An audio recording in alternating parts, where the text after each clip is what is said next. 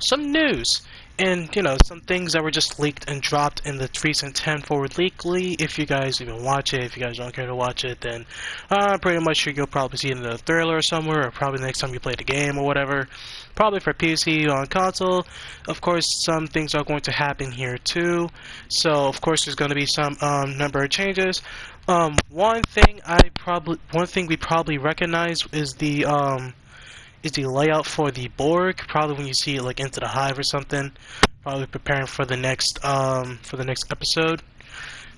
And another one that of course, another one that we just noticed is that of course we're getting the Protostar, which is pretty nice. And also another thing that we're gonna get is probably the Protostar lockbox, which involves some weapons, some consoles, and some pretty cool stuff. Now, I can't really guarantee what they are. I don't know because they never released it in the blog anyway. But, it's going to be some cool stuff. I know they said there's going to be weapons on there that we could try, so that's a plus. And another thing that's going to go live for us console players is the the Nova Scenario event. That is the event that's going to be coming up for us probably sometime after this red alert in a couple of days. Probably 5 days, I think. But of course the red alert is another event campaign, which in my case that's pretty fast. I recently got my event campaign ship, which I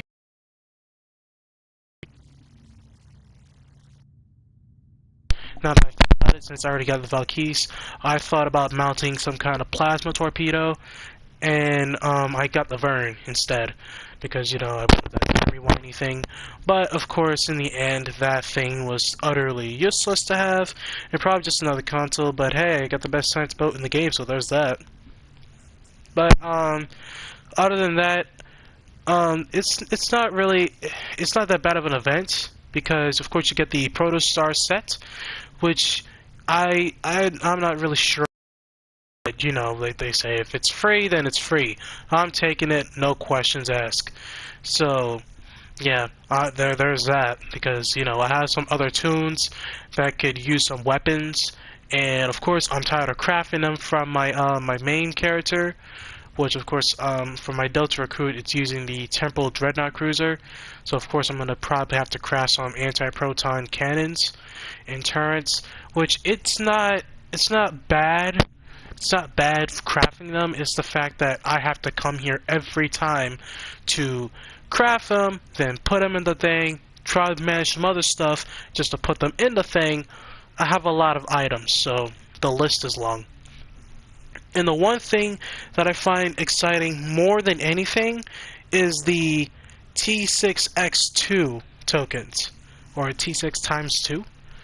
I think that's what it's called. I don't know. Stu calls it T6X times 2, but of course it gives an extra console slot, an extra trait, and an extra. Is it like an extra trait or something? I don't know. It probably gives you like an extra trait, an extra console slot, and pretty much something else that's extra as well, which I absolutely, utterly forgot. I actually forgot. So, yeah, I know you're supposed to get at least an extra 2 console slots, which is kind of odd. It makes your ship more like a miracle worker. So, of course, if you got a miracle worker ship, you get 3 console slots. Ain't that something else? But aside from like traits, experimental traits, and stuff like that, it's. But I wish they had added like 2 more traits. That'll be pretty nice, because, of course I get to play with more traits more, and I get to have more stuff. But one extra trait is fine. I'm not complaining. I'm not the one to complain over good stuff like that. I mean, it's good to see that Cryptic is listening to the player base a little bit, which is kind of a lie. But other than that, it's a pretty good trait. I mean, it's a pretty good thing to have, which is one thing I'm excited for. That's the only thing I kind of want at this point, because, it's T6X2, and I need at least 1 more console to at least put in my Spinal Torpedo in. Now, of course, I do not have the Praetor Command Warbird Battlecruiser, but I will be getting it this month. Probably for my birthday, I guess. I don't really know. But other than that, it's actually, I mean, yeah, my birthday's coming in a few days. So, yay, happy early birthday to me, I guess. But other than that, also another thing that's going to be in the lockbox is the Protostar itself. Now, of course, from what I remember, it's a Protostar temporal science spearhead. It is a T6 ship. Now, actually, I originally thought it was going to be an event ship because that would be pretty awesome. Because, you know, that would be the second ship with a full specialization sheet on it. But judging by the fact that it's in a show. Anything that's in a show, it seems to be, comes in a lockbox. So there's that. Plus the well, except for the Akron Dreadnought carrier and the most of the stuff, anything that's pretty much powerful is going to be behind a paywall. So yeah, there's that. But at the same time, other than that, I think there's going to be also some new non-ground combat pets. I mean, non-combat ground pets. That makes sense. Of course, it's going to be the Murph. Yeah, it's Murph. But yeah, it's Murph. But of course, there's like different color versions of him. So, you know, there's that too. Now, as far as like duty officers is concerned, I'm kind of worried because one thing they should have done with the T6X2, they should have at least increased the capacity of duty officers because some of us have big chunky ships, and I don't think 500 will even fit this entire ship. Like there are still like empty crew quarters on board my vessel. Like for of course, in my little headcanon or something like that, yeah, I just call it headcanon, my colonists and prisoners are just extra space. They are literally just extra space. That's what they are, just extra space. And what I just use them for is just like, you know, passengers and families and crews aboard. Sometimes I drop them off in places. Of course, these prisoners are they're just, you know, they're not even in the brig. Like, actual prison, like, of course, in my headcanon where the Confederation stands, there are no such thing as prisoners. You're gonna get killed. So, yeah. So, in my headcanon, these people are not really in the brig. They're just roaming freely because, you know, the reason why is because, you know, I need more officer space. I need more duty officer space, and I need more of the duty officer slots, so that way I'm able to do more stuff for my stuff, if that makes any sense to anyone. But at the same time, it is what it is. I've been learning how to manage at least 23 assignments and sending my crew on various different crap. Plus, there's an infinity. Plus, with the infinity missions, they don't really take up duty officer space, so there's that too. But at the same time, it's just kind of meh. But also, one thing I just realized that I forgot to tell you guys, that there is going to be a new story. It's going to be a new story, and it's you know, I'm not going to really put out spoilers ahead, but I mean, why not? Because it's a new story. So, of course, the next season is going to be Star Trek Incursion, which is coming on November 1st for us console players, and it's going to be on September 12th for PC players. But at the same time, though, it's still meh for me because us console players, we just get an event and that's it. I mean, I'm pretty much going to complete the event as it is. I'm not going to buy out the Protostar set because I don't really need bonus to lithium. If you kind of even look at the bonus to lithium I have, I don't need any more. Look, I am at 8 million and I cannot stop. Like, if there were a way to stop my tracks, I would. Because I am almost at 10 million, and once I reach my limit, I'm unable to get no more dilithium. Which in my case is pretty sad. Because I've been knowing nothing but Admiralty. And I forgot to do my Admiralty anyway. But yeah, I've been forgetting to, well, not been forgetting, but I have been doing my Admiralty recently, and you know, I've been doing a lot of my Admiralty recently.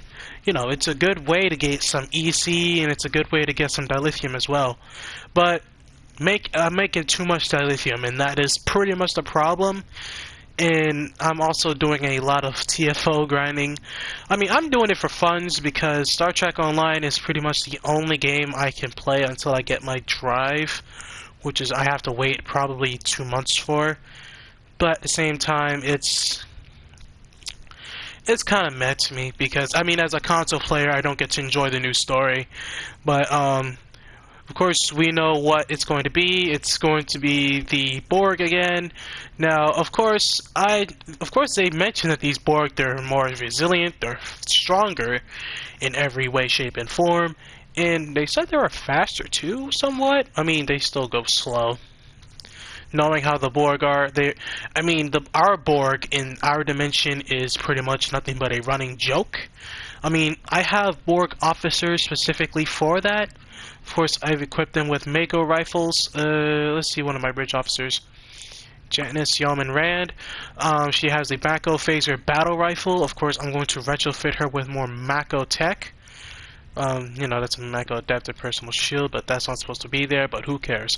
But, I'm equipping her with pretty much Mako gear, specifically to combat the Borg, which in and itself is pretty nice. But, I think in the end of the day, the Borg are a running joke to me. Like, I feel like, I mean, I prefer Borg puns than Gorn puns, because you want to know why? The Gorn puns have been killing me since, like, every time I keep going to ESD, there's always some frickin' Borg pun that someone has to say, and I think on Ryza, it even got worse during the summer event, which pissed me off so much. And I mean, not even that, but it became ESD too for us console players, because every day it's drama over there, and it's always, even in the worst part of the cases of scenario, I think one of them was even arguing about LGBTQ sucks, and oh god, they should be burned down, no they don't, and yeah, we're going off topic again, so sorry about that. But at the same time, these events, they are pretty new. I mean, PC events get more stuff than console does, but in the end of the day, at least we got an event to do, something to do other than pretty much just sitting around and doing absolutely nothing. Yeah, because I pretty much completed all my dailies and I'm bored. So I'm pretty much just going to run some TFOs until I am pretty much going to fall asleep, since it's my day off anyway. But yeah, if you guys want to make sure to like, subscribe, and share, and hit the bell notification, because it's YouTube. And I will probably see you guys on the next one. And also, one thing before I go, and it's the fact of my new Discord, which is called, it's kind of cringe to call it, but I mean, it's Buddy Society. It's kind of based off Across the Spider-Verse somewhat. I mean, it is pretty much based off Across the Spider-Verse, but it's a pretty good. It's still under construction, so of course there's that. I'll pretty much put in a link on my Instagram and YouTube if you guys want to join or something like that. Of course, if you guys want to join the Alpha Squadron Discord, we have a Discord here in the fleet. If I can find it, yeah. Yeah, I don't think I can find it. But yeah. Of course, our Alpha Squadron, we're part of the Lethality Armada. I'm here mostly 24/7, 24 hours a day, 7 days a week. So if you guys want to go ahead and, if you guys want to join, you can pretty much contact me or email me, or, well, you guys can email me because you guys don't want to know that. Anyways, but of course you can guys contact me on STO and my PlayStation ID as well. I'm not sure if some people even know my PlayStation ID, but here it is. But yeah, of course I want to thank you guys for watching, and I will see you guys on the next one. Bye bye.